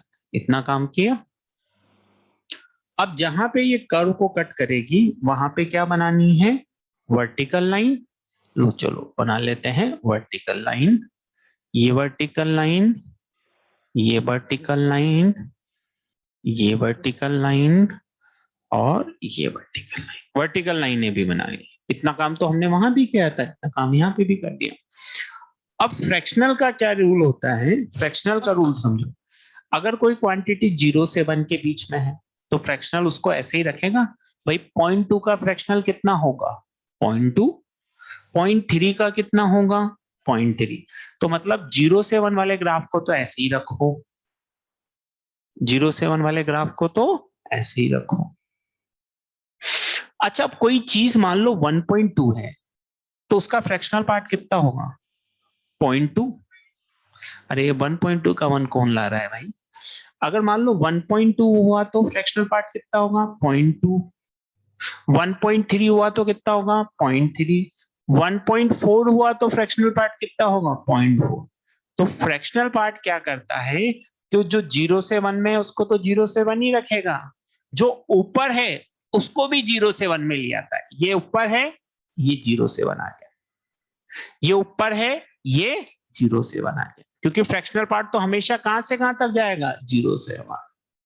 तो जो ऊपर होगा उसको नीचे 0 से 1 में शिफ्ट कर देगा, और जो नीचे होगा उसको ऊपर 0 से 1 में शिफ्ट कर देगा। प्रभु सबको समान ले आते हैं ना, ये थोड़े खतरनाक वाले भगवान है ना। देखो मैंने कहा था शुरू में ये सीधे हैं भाई, यहाँ है तो यहीं पे सीधे हो जाओ, यहीं है तो यहाँ है, यहीं सीधे होगा, यहीं है यहीं सीधे होगा, ये थोड़े से हैं। ये क्या कर रहे हैं कि कोई बहुत ज्यादा हवा में हो ऊपर, तू भी आ जा 0 से 1। कोई जो बेचारा नीचे दवा को चला है उसको भी ऊपर उठा के कहाँ ले आएंगे, 0 से 1। तो वो जो बॉक्सेस बनेंगे उसमें जो 0 से 1 है उस पर कोई कृपा नहीं करेंगे, वो 0 से 1 ही रहने वाला है। शेप जैसा भी होगा, जैसे अगर वो यू शेप होता तो हम यू ही शेप नीचे ले आते, वी शेप होता तो वो वी शेप ही नीचे ले आते।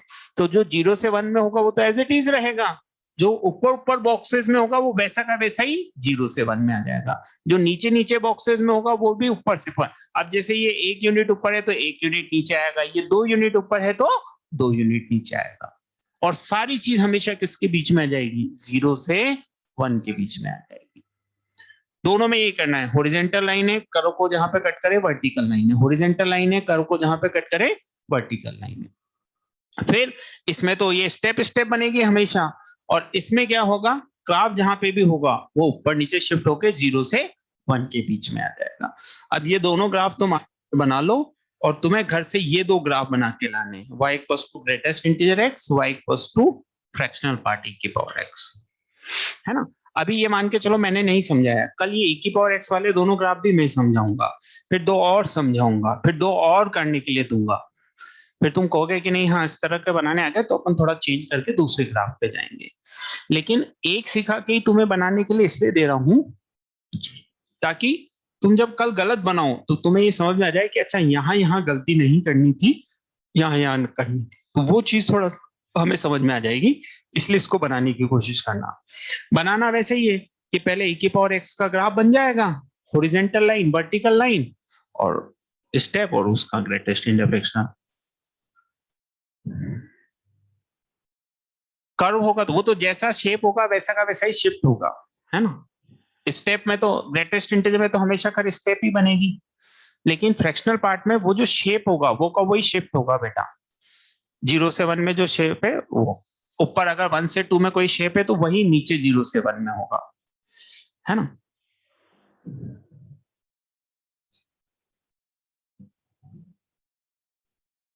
भाई चाहो तो रफ में बना के देख लेना इस ग्राफ को, मुझे कोई उससे नहीं है, मैं समझाऊंगा कल ये दोनों, लेकिन इतना सा समझने के बाद तुम्हें ट्राई करने के लिए इसलिए दे रहा हूं, ताकि तुम, वैसे तो 2-3 ग्राफ सिखाने के बाद ट्राई करने के लिए देना होता है, लेकिन नहीं, अपन किसके तैयारी कर रहे हैं, एडवांस। हाँ, तो क्या है कि थोड़ा सा सोच के भी हम थोड़े चेंजेस को अपनाना सीखेंगे ना, तो थोड़ा सा क्या है मजा आएगा। हालांकि मुझे कल ये मुझे बताना है, ये मुझे पता है, लेकिन फिर भी क्या है कि तुम चेंजेस को कितनी जल्दी अपनाते हो वो भी अपने को देखना है ना। तो इसीलिए मैंने आज ये होमवर्क में दे दिया।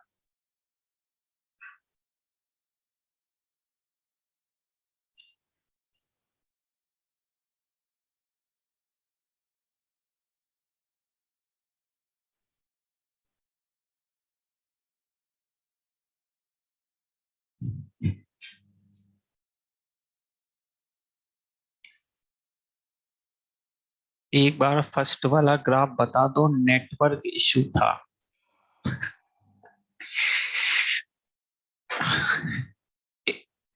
एक काम तो यही करना है कि पहले अंदर वाले फंक्शन का ग्राफ बना लेना है, हॉरिजॉन्टल लाइनें बनानी है भी, हॉरिजॉन्टल लाइनें कर्व को जहां पे टच करें वहां पे वर्टिकल लाइनें बनानी, बॉक्सेस अपने आप नजर आ जाएंगे आपको। बस अब जो 0 से 1 है वो पूरा 0 बन गया, 1 से 2 है वो पूरा 1 बन गया, 2 से 3 है वो पूरा 2 बन गया, जो -1 से 0 है वो पूरा -1 बन गया। बाकी फिर कल अपन और ग्राफ बनाएंगे इसे, इसका ग्रेटेस्ट इंटीजर e की पावर x का, फ्रैक्शनल पार्ट e की पावर x का। चलो तो अब यहीं तक रखते हैं आज की क्लास, बाकी फिर कल पढ़ते हैं। और होमवर्क में आज कुछ भी नहीं है, 11th का तो हो गया ना, अभी बाकी है कुछ? अरे 11th का कुछ हो गया ना सारा होमवर्क, है डिस्कशन कुछ बाकी है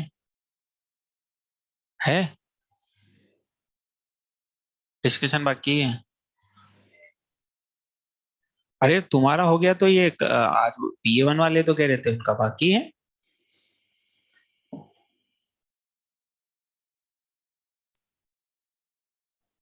अच्छा, ये हाँ ये बात सही कह रहा है बच्चा, टीचर की तरफ से हो गया, बच्चों की तरफ से नहीं हुआ, हाँ ये भी एक मैटर होता है।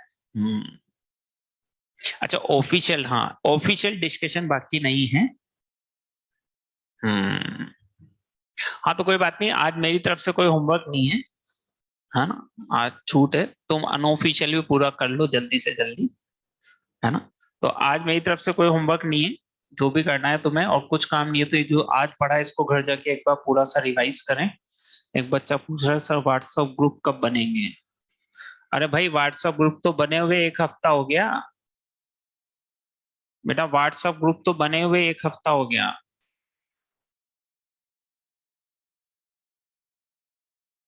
नहीं नहीं, मैक्स का नहीं बनेगा बेटा, पीसीएम का ऑफिशियल एक ही ग्रुप रहता है ना। सिर्फ मैक्स का बना के क्या करना है, सिर्फ केवल तो फिजिक्स का बना लेना तुम ऑफिसर वाला है ना। सिर्फ मैक्स का तो फिजिक्स का बनाना तुम बेटा, सिर्फ सब्जेक्ट वाइज ग्रुप तो, है ना। अपना तो मिक्स ही चलने दो है ना, अपना तो मिक्स ही चलेगा, अपने को अलग बनाने की जरूरत नहीं। हाउ टू ज्वाइन, ज्वाइन करने के लिए एडमिनिस्ट्रेशन वाले करवा देते हैं मेरे ख्याल से यार, वो तो उसके लिए तुम्हें कुछ नहीं करना होता है भाई, वो तो ऑटोमेटिकली वो लोग ज्वाइन करवा देते हैं, या अगर तुमने फीस लेट जमा करी हो तो एक बार उनको दोबारा इन्फॉर्म कर दो, वो लोग करवा देंगे ज्वाइन, है ना, मेरे ख्याल से ये रहता है। ठीक है, तो और कुछ ज्यादा नहीं करना होता है, वो करवा देते हैं उसको ज्वाइन मेरे ख्याल से। ठीक है चलो, तो यहीं पे क्लोज करते हैं, फिर मिलते हैं अपन अगली क्लास में, है ना। और वो जो भी पेंडिंग है उसको अपनी तरफ से कर करा के निपटाएं, और इसको रिवाइज करके जरूर आए जो पढ़ा है उसको, है ना। ठीक है, फिर कब क्लोज कर रहा हूँ मैं मीटिंग, है ना।